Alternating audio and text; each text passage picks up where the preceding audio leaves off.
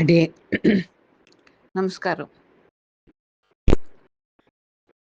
இன்னைக்கு 3 சரப சலங்குகளை பற்றி பார்க்கலாம் அப்படின்னு சொல்லியிருந்தேன். ஒரு சிலர் இன்னைக்கு ஆனி அனுஷம் நம்மளுக்கு திரும்பி 4000 கிடைச்ச பாக்கியவான், நம்மளுக்கு கொடுத்த பாக்கியவான், தான் கஷ்டப்பட்டு தான் அடையணும்னு அடைஞ்சு அதை நம்மளுக்கு இசையும் நாடகமுமா ஆடல் பாடலோட அருளிய நாதமுனிகளுடைய நட்சத்திரம்.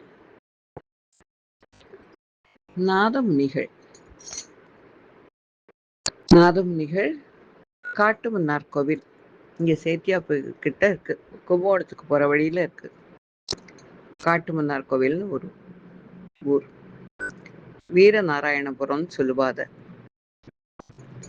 அந்த இடத்துல ஜனிச்சவர். அவர்கிட்ட 2 விதமா அவருடைய சரித்திரத்தை சொல்றா.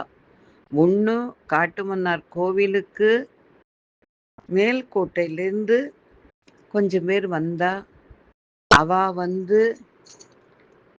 இந்த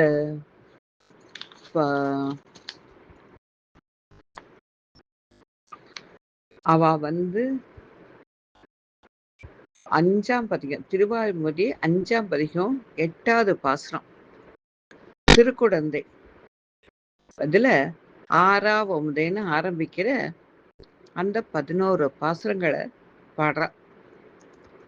அதுல 11வது பாசல்ல குழல் மலிய சொன்ன ஓர் 1000த்துள் இப்பத்தும்னு ஒரு வார்த்தை வரும்.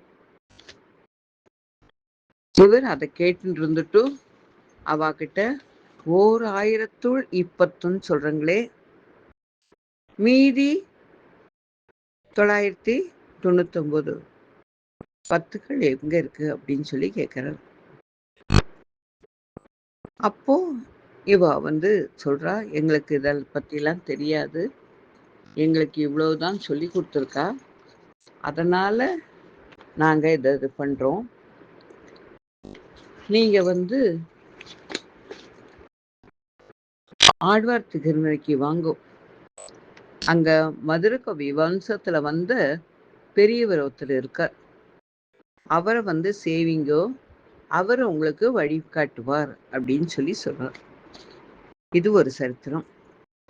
2வது, இவர் கும்பகோணத்திலேயே 6ஆமதன் சன்னதியிலேயே பெருமாளை சேவிச்சுட்டு அங்க ஒரு சிலர் 6ஆவதே பாடலை பாடினதாகவும் அவாகிட்ட இவர் கேட்டதாகவும், அந்த தாயார் கோமலவல்லி தாயாருடைய அருளால அவ அது போல மதுரகவி வம்சத்தை போய் சேவிக்க சொல்லி சொன்னதாகவும், இவர் அங்க ஆழ்வார் திருநகரி போய் அவரை சேவிச்சு பண்ணினதாகவும் 2 சரித்திரம் சொல்லுவா. இருக்கட்டும், எப்படி இருந்தாலும் இவருக்கு அந்த பாசனம் காதால கேட்கறதுக்கு ஒரு பாக்கியம் கிடைச்சது. அந்த மனசுல அத போய் பதிஞ்சது. அந்த 1000ங்கிற வார்த்தை மனசுல பதிஞ்சிருத்து. நம்மளுக்கு இந்த 1000மும் நம்மளுக்கு வேணுங்கிற ஒரு உத்வேகம் அவருக்கு வந்துடுத்து. அதனால ஆழ்வார் திருநகரிக்கு பயணப்படுறார். ஆழ்வார் திருநகரிக்கு போய் அங்க மதுரகவியார் வம்சத்துல வர பெரியவரை நாடி விண்ணப்பிக்கிறார். அவர் என்ன சொல்றார்? மதுரகவி ஆழ்வார் நம்மளுக்கு கண்ணின் நுண் சிறுத்தாம்பு அப்படின்னு சொல்லிட்டு, ஆச்சாரியன் மட்டும், நம்பாழ்வார் மட்டும்தான் தெய்வம். இந்த ஒரு வார்த்தை தான் பகவானை பத்தி அவர் பாடியிருக்கார். கண்ணின் நுண் சிறுத்தாம்பு. கண்ணை அப்படின்னா முடிச்சு போட்ட ஒரு தாம்பு கயிறால கட்டு உண்ண பண்ணிய பெருமான் தாமோதரன். யசோதையால கயத்தால கட்டி போடப்பட்ட பெருமான். அது ஒரு வார்த்தை தான் பகவானை பத்தி, மீதி எல்லாமே எனக்கு ஆச்சாரியன்தான் அப்படிங்கிற விதத்துல 11 பாசுரங்கள் பாடியிருக்கார். அந்த 11 பாசுரத்தையும் நம்மாழ்வார் எந்த புளிய மரத்தடியில ஆழ்வார் திருநகர்ல உட்கார்ந்து ஜப் தியானத்துல இருந்தோரோ, பின்னால அது அந்த 16 வருஷங்கள் அந்த புளிய புந்துல தான் தியானத்துல இருந்தார். மீதி 16 வருஷங்கள் இந்த திருவாய்மொழி 4 வேதங்களையும் பாடலா சொல்லி கொடுத்தார் மதுரகவிக்கு. திருப்பி அந்த இடத்துலேருந்தே தான் பகவான் கிட்ட போனார். அந்த புளிய மர புந்து கிட்ட போய் உட்காந்துண்டு அந்த 11 பாசுரங்கள 12,000 முறை ஜபிக்க சொன்னார். ஒரு சிலர் சொல்றா, அங்க இருக்கிற தாமிரபரணி நதியிலேயே நின்னுண்டு அவரு ஜபிச்சார்ன்னு. ஒரு சிலர் சொல்றா, புளிய மர பொந்துக்கு கீழ உட்காந்து, மேல இருக்கும் புளிய மர பொந்து, அதுக்கு கீழ உட்காந்து ஜபிச்சார் அப்படின்னு சொல்லி சொல்றார். கதைகள் ஒரு சில சமயம் ஒரு சில பெரியவா வழியா வரச்சையும் அது கொஞ்சம் மாறுபட்டிருக்கலாம். நம்ம அதெல்லாம் பெருசு பண்ணவே கூடாது. ஜபிச்சார், அவ்வளவுதான். நம்மளுக்கு 2 இதையும் தெரிஞ்சுக்கிறதுல தப்பு கிடையாது நம்மளுக்கு. அப்படி அவர் ஜபிச்சார். ஜபிச்சப்போ நம்மாழ்வார் பிரத்யக்ஷமா காட்சி கொடுத்தார் நாதமுனிகளுக்கு. நாதமுனிகள் பிரத்யக்ஷமா காட்சி கொடுத்தப்போ என்ன வேணும் அப்படின்னு சொல்லி கேட்கிறார் நம்மாழ்வார். எனக்கு உங்களுடைய 1000 பாசுரங்களும் வேணும் அப்படின்னு சொல்லி கேட்கிறார். கேட்ட உடனே அவரை மெச்சி, அவரு 1000 மட்டும் போராது, திருமங்கை மன்னன் காலம் முடிஞ்சு போனதுக்கு அப்புறம் 4000மும் இருள் மண்டி போயிடுச்சு. 4000 திவ்ய பிரபந்தத்தை திருமங்கை மன்னன் தான் கடைசி ஆழ்வார். அவர் இருக்கிற வரைக்கும் எல்லா இடத்துலையும் போய் எல்லா பாசுரங்களையும் பாடி எல்லாம் நடத்தின்னு இருந்தார். அதுக்கப்புறம் இருள் மண்டி போயிடுது. அப்படியே கால போக்குல மறைஞ்சு போயிடுது அந்த 4000மும். அப்போ நாதமுனிகள் அவருக்கு 4000 இருக்கிறது தெரியாது இல்லையா? அதனால இந்த 1000ங்கிறத மட்டும்தானே அவர் கேள்விப்பட்டார். அதனால இந்த 1000 வேணும்னு சொல்லி நம்மாழ்வார்ட்ட கேட்கிறார். அப்போ நம்மாழ்வார் சொல்றார், நாங்க 12 ஆழ்வார்கள், நாங்க பாடினது 4000. அதனால உங்களுக்கு அந்த 4000த்தையும் அடியன் தரேன் அப்படின்னு சொல்லிட்டு 4000 பாசுரங்களையும் நம்மாழ்வார் நாதமுனிகளுக்கு அருள் பண்ணார். நாதமுனிகள் அதனுடைய எல்லா எல்லா இதையும் இசை, நம்மாழ்வாரே அதுக்கு இசை கூட்டி சொல்லியிருக்கார். அந்த நாதமுனிகளுக்கு அந்த 1000 வார்த்தை இருந்ததுனாலதான் அந்த உத்வேகம் வந்தது. அந்த 1000 வார்த்தை அவருடைய மனசுல போய் தச்சதுனாலதான் 1000த்துள் இந்த 10ங்கிறத நம்ம மீறி 1000 இருக்கிறது எல்லாத்தையும் கத்துக்கணும்ன்ற ஒரு உத்வேகம், அது நம்மளுடைய பாக்கியம். நம்மளுக்கு அத நம்மாழ்வார்கிட்ட பெற்று 4000த்தையும் நம்மளுக்கு இன்னைக்கும் ஸ்ரீரங்கத்துல எல்லாம் பாத்தீங்கன்னா அரையர் சேவைன்னு இருப்பார். இயல், இசை, நாடகம் 3ஆவும் அந்த 4000த்தையும் நடத்தி காட்டினார் நாதமுனிகள். இயல் எழுத்துல, இசை அத தாளத்தோட பாடி, நாடகம் அபிநயம் பிடிச்சு அந்த அரையர்கள்லாம் ரங்கன் முன்னால ஆடுற செய்யும். நிஜமா அதை பார்க்கறதுக்கு கோடி கண் வேணும். பாக்கியம் கிடைச்சவாளுக்கு அது நிச்சயமா கிடைக்கும். அடியவங்களுக்கு பாக்கியம் கிடைச்சது, நன்னா அனுபவிச்சோம். எல்லாரும் அந்த மாதிரி மார்கழி மாசம் ராப்பத்து பகல் 10 வைகுண்ட ஏகாதசிக்கு முன்னாடியும் பின்னாடியும் 10 நாள் ஆழ்வார் திருநகரியில அரையர் சேவை நடக்கும். ஸ்ரீவில்லிபுத்தூர்ல அரையர் சேவை நடக்கும். ஸ்ரீரங்கத்துல அரையர் சேவை நடக்கும். இப்ப மேல்கோட்டையிலயும் அரை சேவை நடக்கிறதா சொல்லிக்கிறா. இந்த அரையர் சேவையை போய் பார்க்கணும். அவள் பகவானுக்குனே தன்னை அர்ப்பணிச்சுட்ட வம்சம் வாழலாம். வாழையடி வாழைய அந்த வம்சத்துல வரவாதான் பண்றா. அவ அந்த பாடுறதும் அவ அந்த அபிநயம் பிடிச்சு காட்டுறதும், அவ அந்த தாளம் இசைக்கிறதும் ரொம்பவே பாக்கியம் அதெல்லாம். அந்த மாரி நம்மளுக்கு 4000த்தையும் நம்மாழ்வார்கிட்டேருந்து வாங்கி குடுத்தவர் நாதமுனிகள். இன்னைக்கு ஒரு நாளைக்காவது அவர மனசார நம்ம நெனச்சுட்டோம்னாக்க, அந்த 4000 நம்ப மனசுல பதியறதுக்கு நம்மளுக்கு ஒரு சந்தர்ப்பம் கிடைக்கும். 1000ங்கிற வார்த்தை அவர் மனசுல போய் ஆழமா பதிஞ்சதுனால, அவாகிட்ட அவர் விண்ணப்பிச்சதுனால, அவா ஆழ்வார் திருநகரிக்கு போக சொன்னதுனால, அந்த மாரி ஒரு பாக்கியம் கிடைச்சது. அததான் பெரியவாள்லாம் ரொம்ப வசத்தியா கொண்டாடுவா. இல்லாட்டா நம்மளுக்கு இன்னைக்கு 4000 கிடைச்சிருக்காது. இருள் மண்டி போயிடுத்து. திருமங்கை ஆழ்வாருக்கு அப்புறம் கொஞ்ச நாள்ல இருள் மண்டி போயிடுத்து. அது அப்படியே மறைஞ்சு போகாத திருப்பி கொண்டு வரணுங்கிறது பகவானுடைய ஆக்ஞையினால காட்டுமன்னார் கோவில்ல நாதமுனிகள பகவான் படைச்சு, அவர அங்க அவதரிக்க வச்சு, அவர் அவ்ளோ ஒரு பக்திமான் நாதமுனிகள். கடைசி காலத்துல ஒரு சரித்திரம் சொல்லுவா. நாதமுனிகள் வெளியில போயிருந்தாராம்.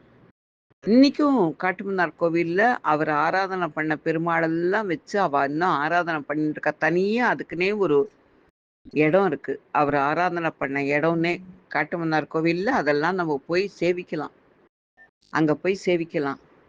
அவர் வாழ்ந்த இடம் இன்னும் இருக்கு. அந்த இடத்துல அவர் வாழ்ந்துட்டு இருந்த இடத்துல அவர் ஏதோ ஒரு வேலையா வெளியில போயிருந்திருக்கார். அங்க அப்போ ராமர், லக்ஷ்மணன், சீத்தை, அனுமர் 4 பேரும் வந்திருக்காளாம் அந்த இடத்துக்கு. அப்போ இவரை தேடிண்டு வந்ததாவும், இதெல்லாமே அவரை ஆள்கொள்ளணும், அவருக்கு காலம் முடியணுங்கன்னா, அத அந்த காலத்துல ராமனை பின்தொடர்ந்து போய் தன்னுடைய காலத்தை முடிச்சுட்டாருங்கிறதுக்கோசரம் சரித்திரம். இவர் திரும்பி ஆத்துக்கு வர்றார். இது போல 4 பேர் உங்களை தேடின்னு வந்த 3 பேர், ஒரு ஸ்திரீ, 2 புருஷா, ஒரு வானரம் உங்களை தேடிண்டு வந்தா அப்படின்னு சொன்னா, எங்க அப்படின்னா இந்த பக்கம்தான் அவ போனான்னு வழி காட்டுறா. அவர் அந்த வழியில தேடிண்டே போறார். கொஞ்சம் தூரம் போனா கங்கை கொண்ட சோழபுரம்னு ஒரு இடம் இருக்கு. அந்த இடம் வரைக்கும் போயிடுறார். அந்த இடத்துல ராமன் பிரத்யட்சமா அவருக்கு காட்சி கொடுத்து அவரை தன்னோட சேர்த்துண்டான் அப்படிங்கிறது ஒரு சரித்திரம். ராமன் தன்னுடைய திருவடியில அப்படியே அவரை சேர்த்துண்டான் அப்படிங்கிறது அவருடைய சரித்திரத்துல ஒரு பகுதி.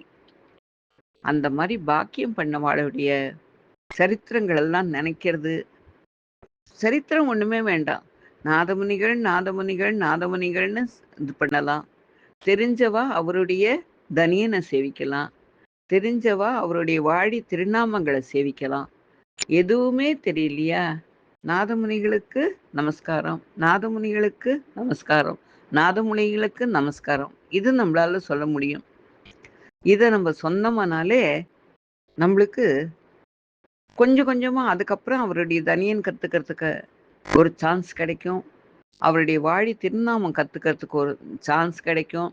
அதை கத்துண்டவாளுக்கு சொல்றதுக்கு ஒரு சான்ஸ் கிடைக்கும். இதுதான் பெரியவாள்லாம் நம்மளுக்கு எடுத்து சொல்லியிருக்கா.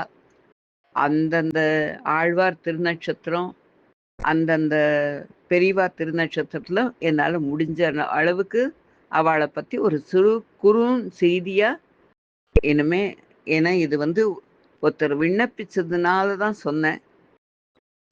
நம்ம எடுத்துட்டு இருக்கிற டாபிக் வேற, இது வேறையாச்சேன்னு கொஞ்சம் தயங்கினேன். ஆனா 4 பேருக்கு தெரியறது நல்லதுன்றது அவ சொன்னதுனால எனக்கும் அது சரின்னு பட்டுது. அதனால ஒரு குறுஞ்செய்தியா இதை உங்ககிட்ட தெரிவிக்கிறேன். இனி அடுத்து சரம ஸ்லோகங்களை நம்ம சேவிக்கலாம்.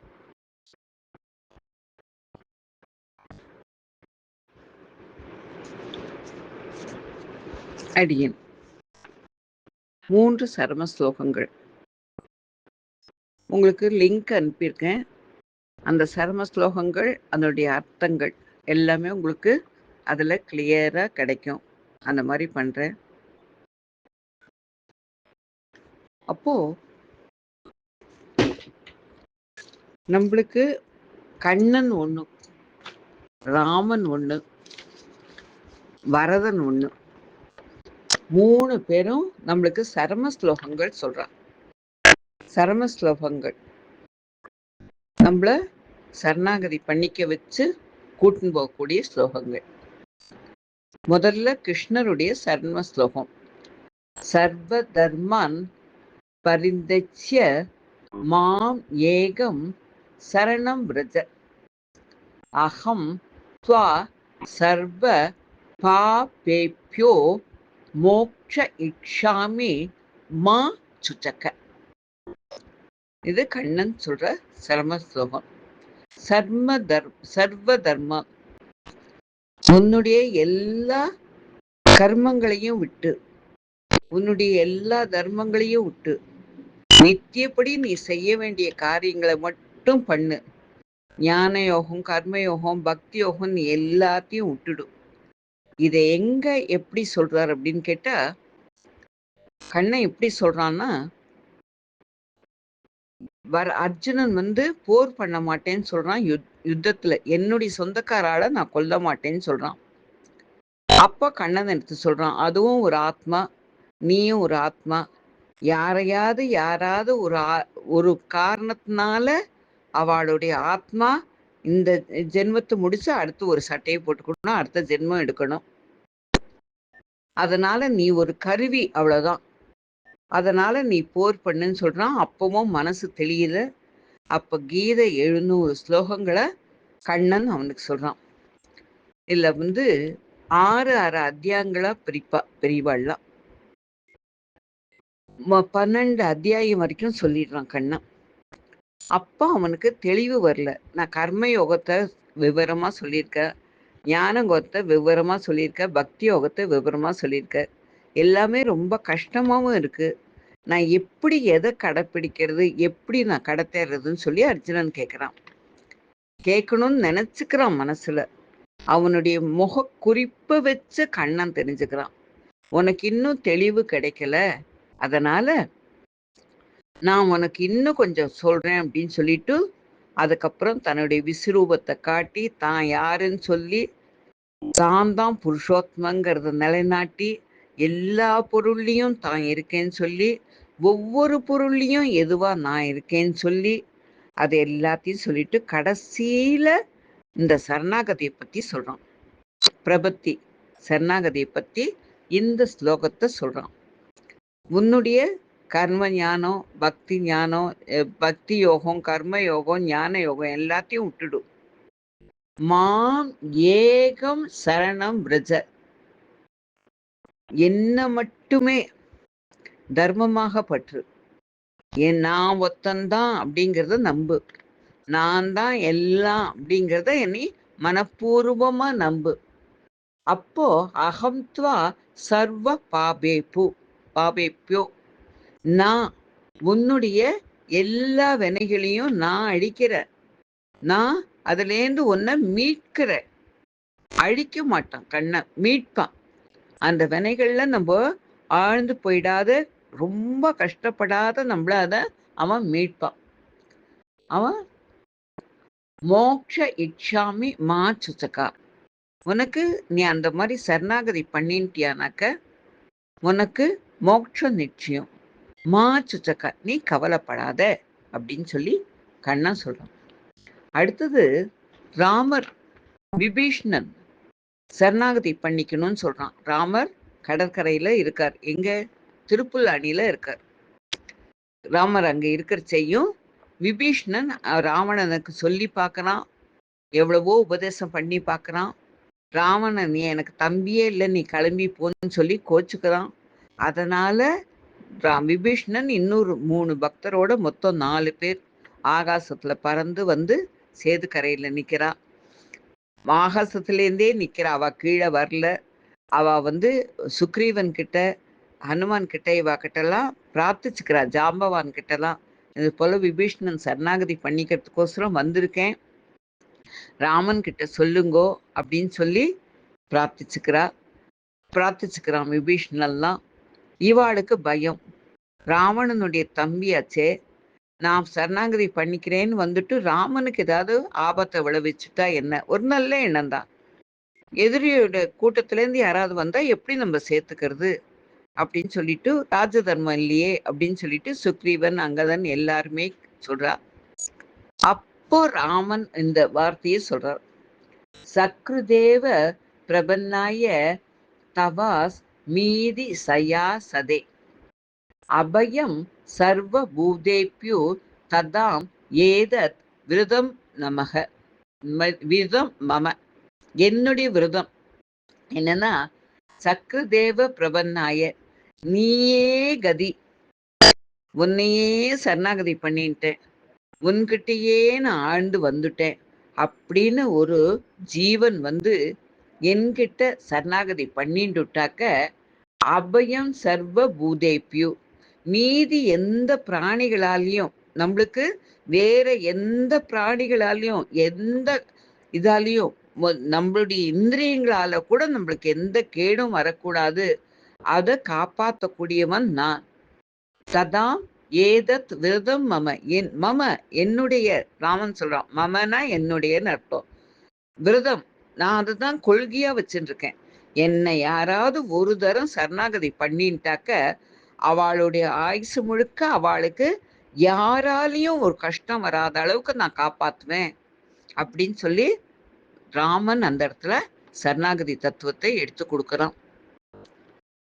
இது முதல்ல கிருஷ்ணர் துவாரபக யுகத்துல, நம்மளுக்கு முதல் யுகத்துல சரணாகதி தத்துவத்தை எடுத்து கொடுத்தார். இவர் திரேதா யுகத்துல ராமர் இந்த சரணாகதி தத்துவத்தை எடுத்து கொடுக்கிறார். கிருத யுகத்துல இரண்யாக்ஷன் அவன் இந்த பூமியை அப்படியே பந்தா சுருட்டி கொண்டு போய் அதல பாதாளத்துல ஒழிச்சு வச்சுட்டான்.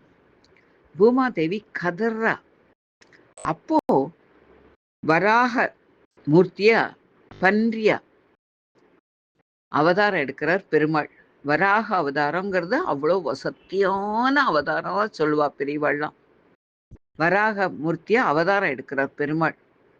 அவர் எவ்வளோ பெருசு இருக்காருனாக்க, அவருடைய கால் தண்டையில மேருமலை இமயமலைலாம் அந்த ஒரு அவருடைய தண்டைக்குள்ள இருக்கிற கல்லாம் பரலாம்.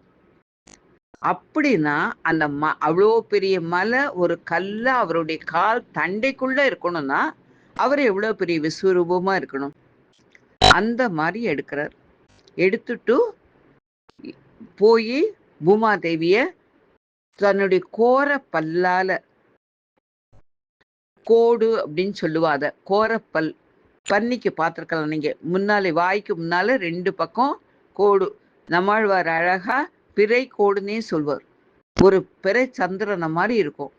அதுல குத்தி அந்த பூமி கொஞ்சம் கூட அலங்காத குலுங்காத நான்று இல மலை தானத்தவே, நான்று இல கடல் தானத்தவேன்னு சொல்லி நம்மாழ்வார் படம். நான்று இல்லை, அசையவே இல்லை, கொஞ்சம் கூட அதுக்கு எந்த விதமான குலுங்கலோ அலுங்கலோ அதனுடைய நிலை மாறுறதோ எதுவுமே இல்லையா.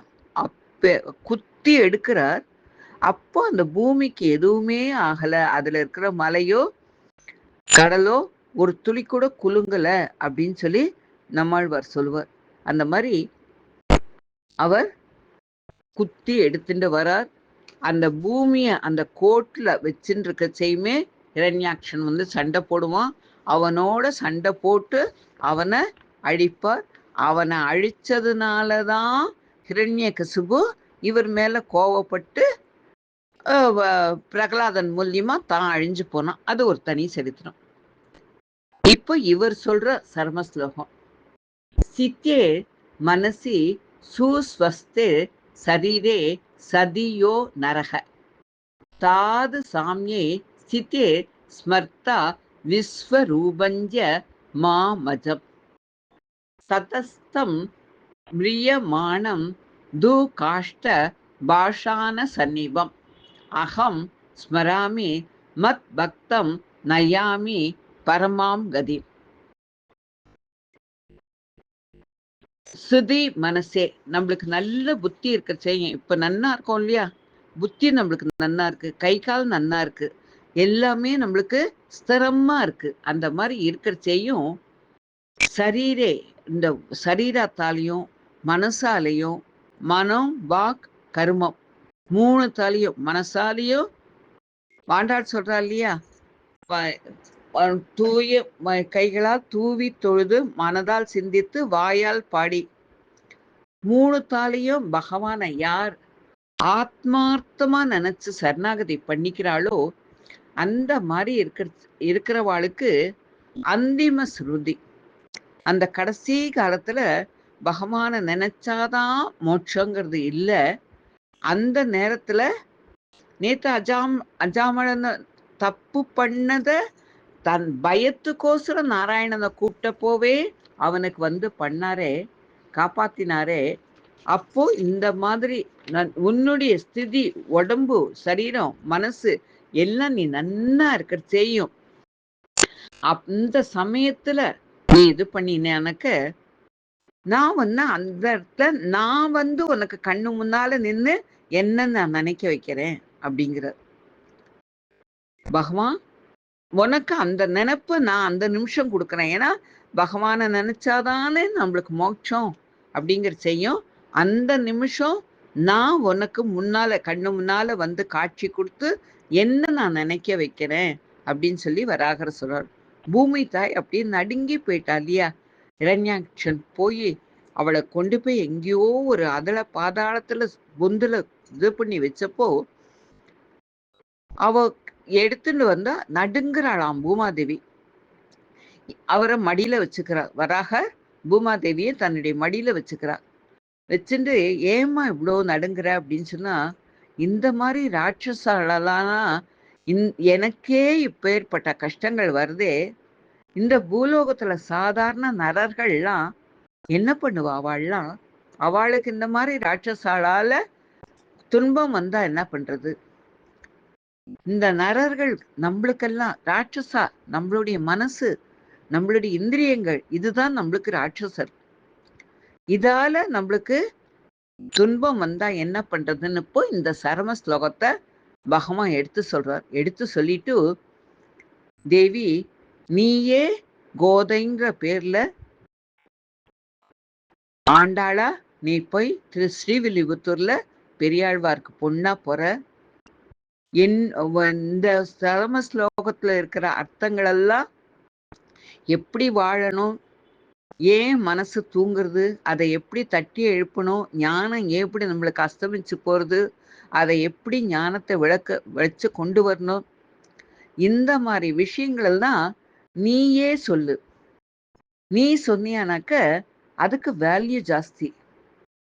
நீ சின்ன பொண்ணா இருந்து சொன்னியானாக்க உபனிஷத் சாரத்தை, கீத சாரத்தை, வேதங்களுடைய சாரத்தை எல்லாத்தையும் நீ அவனுடைய வார்த்தைகள்ல எளிய வார்த்தைகளை சொன்னியானாக்க எல்லாருக்கும் அதை கத்துக்கணுங்கிற ஆர்வம் வரும். அதை ஒன்னுத்த கத்துண்டமானாக்க அதன்படி நடக்கணும். அதன்படி நடக்கணும்னா கற்க கசடார கற்றவை நிற்க அதற்கு தக. அதன்படி நிக்கணும்னா நம்மளுக்கு என்ன செய்யணும்? அதை கத்துண்டோம்னா அதனுடைய அர்த்தம் தெரிஞ்சாதானே நம்மளால அதுபடி நிற்க முடியும். அதை 4 பெரியவா கிட்ட கேட்டுப்பா. கேட்டுண்டு அவ அதுபடி நடந்து என்கிட்ட வருவா அப்படின்னு சொல்லி வராகர் பூமாத்தாய்க்கு சொன்னதுனாலையும், அதனாலதான் ஆண்டாள் தாயார் திருவதாரம் பண்ணி நம்மளுக்கு அந்த நாச்சியார் திருமொழியிலையும் அந்த திருப்பாவையிலையும் எவ்வளோ அர்த்தங்களை நம்மளுக்கு அருளி பண்ணியிருக்கா. முதல்ல அதை கத்துக்கணும். அதை தப்பு இல்லாத சொல்றதுக்கு கத்துக்கணும். அந்த தப்பு வார்த்தைகள் தவறு வரக்கூடாது. அந்த தவறு இல்லாத சொல்லணும். சொல்லினா யாராவது பெரியவா கிட்ட கத்துண்டாதான் வார்த்தைகள் கொஞ்சம் பிரியணும். என்றுன்னு வர இடத்துல அவ இலக்கணத்துக்கோசரம் வென்றுன்னு கொடுத்துருப்பா. வென்றுனா வெற்றி, என்றுனா அது மாதிரி. அந்த மாரி அர்த்தங்கள் மாறி போயிடக்கூடாத நம்ம கத்துக்கணும். கத்துண்டு அதனுடைய அர்த்தங்கள தெரிஞ்சுக்கணும். தெரிஞ்சுண்டு அதன் வழி நம்ப நடக்கறதுக்கு முயற்சி பண்ணணும். முயற்சி பண்ணணும். முதல்ல எடுத்த உடனே எதுவுமே நம்மளுக்கு சித்திக்காது. முயற்சி பண்ண தான் எந்த காரியமும் சித்திக்கணும். ஆனா முயற்சி பண்ணணுங்கிற அந்த இன்டென்ஷன் நம்மளுக்கு வரணும். அது ஒண்ணு தான் முக்கியம். அந்த இன்டென்ஷன், அந்த உள்ளுறவு, உள் உணர்வு, "உள்ளுவார் உள்ளிட்டெல்லாம்" அப்படின்னு சொல்லி ஆழ்வார்கள்லாம் சொல்லுவார் இல்லையா? அந்த உள் உணர்வு உள்ளணும். நம்ம மனசுல அதையே பதிய வச்சுக்கணும். பதிய வச்சுட்டோம்னா நம்மளுக்கு அதெல்லாம் சாத்தியமாகும். இதுல இன்னொரு விஷயம். திருக்கச்சி நம்பிகள்னு ஒருத்தர் இருந்தார். ராமானுஜர நம்மளுக்கு எல்லாருக்குமே தெரியும். திருக்கச்சி நம்பிகள் பூந்தமல்லியில அவதரிச்சார். பூந்தமல்லியிலேருந்து தினம் நடந்து போயி வரதன் கிட்ட சேவிப்பார். அப்போ அவருக்கு வரதனுக்கு ஆலவட்டம், அந்த விசிறி வீசுவா இல்லையா? அந்த ஒரு பாக்கியத்த வரதன் ஏற்படுத்தி குடுத்தான். அவன் அர்ச்சகர்கள் மூலியமா அவ மனசுல பூந்து அத சொல்ல வச்சுதான் எல்லா பெருமாளும் அப்படிதான் சாதிச்சுப்பா. அப்படி அவருக்கு அந்த ஆலவட்டம், அவர் 3ஆந்தர வைசிய குணத்துல பொறந்தவர் தான். ஆனாலும் அவருக்கு அந்த பாக்கியத்த வரதன் குடுத்தான். வரதன் குடுத்தப்போ அவன் ஆலவட்டம் வீசின்னு இருந்த ராமானுஜர் அவரை தான் தனக்கு முதல் குருவா ஏத்துண்டார். திருக்கச்சி நம்பிகள் தான் தனக்கு அப்படின்னு சொல்லி ஏத்துண்டார். அவருடைய ராமானுஜர் வாழ்க்கையில வேண்டாத சம்பவங்கள் நிறைய நடந்தது. அது ராமானுஜர் நாள் வர செய்யும் அவருடைய சுருக்கமா அவருடைய சரித்திரத்தை விண்ணப்பிக்கிறேன். அந்த வேண்டாத சம்பவங்கள் நடந்தப்போ மனசு நொந்து போய் திருக்கச்சி நம்பிகள் கிட்ட போய் கேட்கிறார். வரதன்கிட்ட எனக்கு ஒரு வழிகாட்ட சொல்லுங்கன்னு. வரதன் அவருக்கு திருக்கட்சிகள் மூலியமா 6 வார்த்தைகளை சொல்றான்.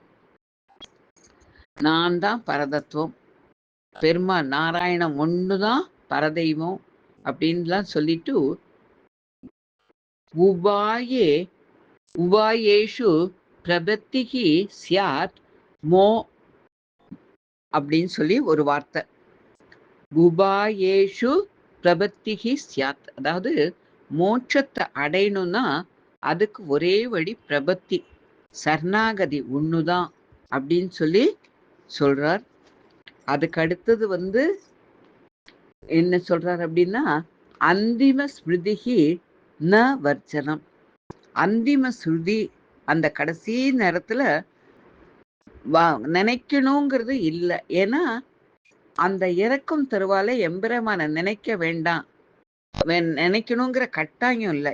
ஏன்னு கேட்டாக்க அதுக்கு என்ன விவரம் சொல்றார் அப்படின்னு சொன்னாக்க, தேகா சசானே முக்திக்கு சியாத், அதாவது இந்த உடம்ப விட்டு இந்த ஆத்மா நீங்கும் போது ஆழ்ந்த சரணாகதி அடைஞ்சவாளுக்கெல்லாம் நான் நேர போய் காட்சி கொடுத்துருவேன். நீதான் நினைக்கணுங்கிறது இல்ல. இந்த சரணாகதி, ஆழ்ந்த சரணாகதி வார்த்தையெல்லாம் நம்ம புரிஞ்சுக்கணும். ஆழ்ந்த சரணாகதி பண்ணிட்டு பிரபத்தி பண்ணிட்டோம், நம்ம ஆச்சாரியங்கிட்ட போய் பரநியாசம் வாங்கிட்டோன்னு கண்டபடியெல்லாம் தெரியக்கூடாது. ஆழ்ந்த சரணாகதி அடைஞ்சவாளுக்கு எம்பெருமான் முக்தி அளிக்கிறான். அவனே கூட்டின்னு போறான். அப்படின்னு சொன்னேன் இல்லையா? திருமோகூர் ஆத்தன் காளமேக பெருமாள் அவன் கைவழக்கு காட்டி நம்மளை கூட்டின்னு போவான்னு விண்ணப்பிச்சேன் இல்லையா? அதேதான். அந்த மாதிரி 6 வார்த்தைகள்ல 3 வார்த்தை இது சம்பந்தமா பார்த்திருக்கோம். மீதி 3 வார்த்தைகளும் ராமானுஜருக்காக பெரிய நம்பிகளை போய் சரணாகதி பண்ணிக்கணும், ஆச்சாரனையா ஏத்துக்கணுங்கிறதெல்லாம் அவர் ராமானுஜருக்காக. இந்த இடத்துல நம்மளுக்கு வேண்டியது, இந்த சர்ம ஸ்லோகங்களை நம்ம தெரிஞ்சுக்க வேண்டியது, பகவான் சுலபன். கடைசி காலத்துல அவன் நம்மளை கூட்டுண்டு போவான். ஆனா அவனை நினைக்கணும். எப்ப பாரு நம்ம அவனை நினைக்க நினைக்க நினைக்க அந்த லாஸ்ட் மினிட்ல ஒரு செகண்ட் நம்ம வேலையில, நம்ம வலியில, நம்ம வேதனையில நம்மளால அவனை நினைக்க முடியாத ஒரு சந்தர்ப்பம் வந்தாலும், அவன் நம்ம கண்ணு முன்னால வந்து காட்சி குடுத்து, ஒரு வரதனா, ஒரு வராகனா, ஒரு நரசிம்மனா, ஒரு ரங்கனா, ஒரு ஏழுமலையானா, அப்போ அவன நம்ப சொல்ல வச்சு அவன் நம்மள கூட்டின்னு போயிடுறான். அதுதான் அந்த இடத்துல. அவனுடைய கருணை அது. நம்மள கா அவன் காட்சி குடுத்துட்டான்னாக்கா, வரதான்னு கூப்பிட மாட்டோமா? ரங்கான்னு கூப்பிட மாட்டோமா? கோவிந்தான்னு கூப்பிட மாட்டோமா? அந்த ஒரு வார்த்தையில நம்மள கூட்டின்னு போயிடுவான். அதுக்கு தேவை ஆழ்ந்த சரணாகதி. அது நம்மளுக்கு சித்திக்கணும்னு நம்ம பிரார்த்திச்சுக்கணும். கொஞ்சம் கொஞ்சமா தான் நம்மளால எல்லாத்தையும் சாதிக்க முடியும். நம்ம யோகிகள் இல்ல, நம்ம ஞானிகள் இல்ல, நம்ம துறவிகள் இல்ல. எல்லாத்தையும் தொறந்துட்டு நிக்கல நம்போ. நம்ம சம்சாரத்துல இருக்கோம். இந்த சம்சாரத்துல இருந்துண்டு எப்படி இதெல்லாம் சாதிக்கணும் அப்படிங்கிறத கொஞ்சம் கொஞ்சமா திங்க் பண்ணி ஒவ்வொரு நாள்லயும் ஒரு 5 நிமிஷம், 10 நிமிஷம் அவனுக்காக ஒதுக்க ஆரம்பிச்சோமானாக்க, அடியேன் அவனையே இப்ப நினைச்சுட்டு இருக்கிற ஒரு சந்தர்ப்பத்த அடியேனுக்கு குடுத்துருக்கான் இல்லையா? அந்த மாரி ஒரு சந்தர்ப்பத்த உங்க எல்லாருக்கும் குடுப்பான். அப்படிங்கிறத விண்ணப்பிச்சுக்கிறேன். குற்றங்குறைகளை க்ஷமிக்க பிரார்த்திக்கிறேன். பெருமாள் ரொம்ப சுலபன், ரொம்ப வசத்தியானவன், ரொம்ப சொல் சா சௌசல்யன், காருண்யன். அவன நம்போ அனுதினமும் கொஞ்சம் கொஞ்சம் கொஞ்சம் கொஞ்சம் கொஞ்சம் கொஞ்சம் நினைக்க பழகுவோம். எத தொட்டாலும் கிருஷ்ணார்ப்பணமஸ்துன்னு சொல்ல பழகுவோம். கண்ணன் கீதையில அதான் சொல்றான். 2 வார்த்தைகள். பெருமாள்லாம் பிறப்பிலே. அவன் வந்து நம்மள மாரி கர்மத்தினால பிறக்கல. இந்த மாரி சதையும், ரத்தமும், சீழுமா இருக்கிற உடம்ப எடுத்துட்டு பிறக்கல. அவன் நெனச்ச மாத்திரத்துல அவன் பொறக்கறான். சங்கல்பத்தால பொறக்கறான்.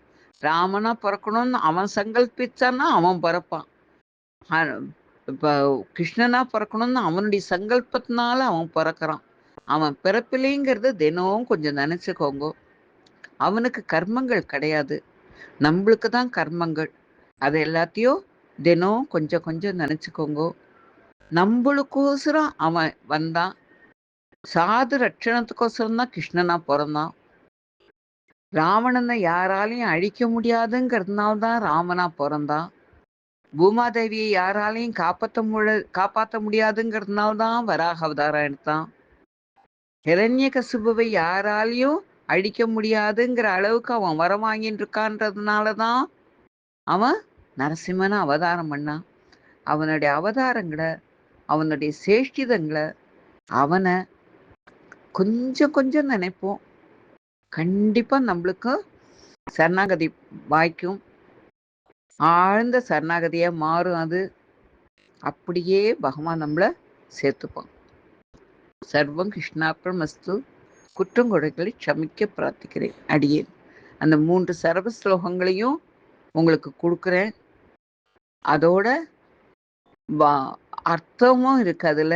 எல்லாரும் அத ஓப்பன் பண்ணி லிங்க் அனுப்புறேன். எல்லாரும் அத ஓப்பன் பண்ணி அனுபவிச்சு, தினம் அனுசந்திக்க வேண்டியதுன்னு அதிலேயே பெரியவா குடுத்துருக்கா. முடிஞ்ச வரைக்கும் ரொம்ப சின்ன ஸ்லோகங்கள் தான். முடிஞ்ச வரைக்கும் ஒரு நாளைக்கு ஒரே ஒரு தரமாவது அந்த சர்ம ஸ்லோகங்கள சொல்ல சொல்ல அதனுடைய பலன் உங்க எல்லாருக்கும் சித்திக்கணும். எல்லாரும் நன்னா இருக்கணும்னு சொல்லிட்டு கண்ணங்கிட்ட பிரார்த்திச்சுக்கிறேன்.